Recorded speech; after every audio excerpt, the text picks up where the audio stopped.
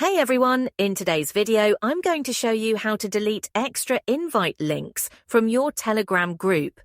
If you've created multiple links for your group and want to clean them up, follow these simple steps. First, open your Telegram app and find the group you want to manage. Once you've selected the group, tap on the group name at the top. Now, tap on Edit in the top right corner. From there, select Group Type. In the Group Type menu, tap on Manage Invite Links. Here, you'll see all the additional links you've created for the group. To delete a specific link, scroll down, find the one you want to remove, and tap on it. Then, select Edit and tap Revoke Link. Confirm by selecting Revoke. And that's it!